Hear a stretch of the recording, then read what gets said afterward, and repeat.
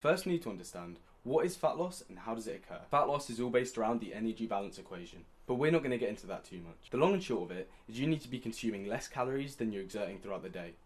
This is called a calorie deficit, and despite anything else you may have heard, this is the crucial factor underpinning all fat loss. Tip number 1, you've got to get your NEAT up 24/7.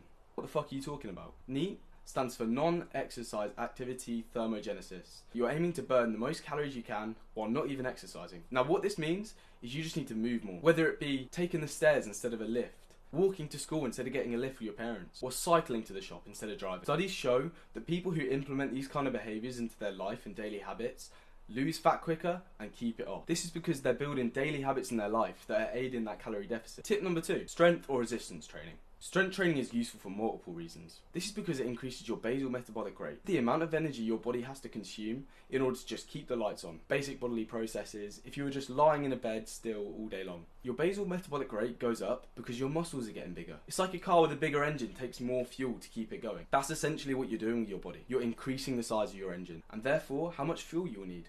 And also, you'll be creating good daily habits so that when you have lost the fat, you'll be able to keep going, and you'll also have some muscle to show off underneath. Tip number 3, eat more protein.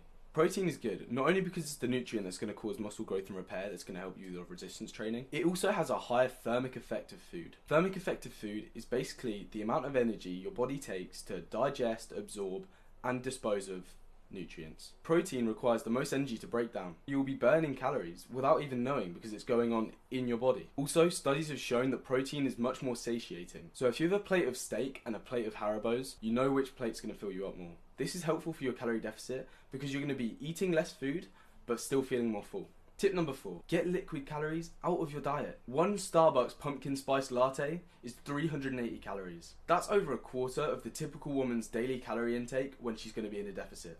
And as we were talking about how satiating food is before, that pumpkin spice latte is going to do nothing for you. Same with stuff like full fat Coke and Fanta. The diet versions may not taste as good, but they're going to help you with your calorie deficit immensely. And I'm not saying that only women drink pumpkin spice lattes, but I kind of am. Tip number 5, you have to keep your diet sustainable. Don't get rid of every food you like. Use discipline, but also treat yourself every once in a while. It will help eventually. Just be smart and work that dairy milk chocolate bar into your calories, because you're just not going to stick to it long term. Studies show that adherence is the number 1 factor in fat loss. Not which diet you're on, not what food you're eating, but adherence. What this tells us is that Pete needs to be following Pete's diet. Sarah needs to be following Sarah's diet. Do you know what I mean? But most of all, you need to be following @BenCrawleyPT on Instagram.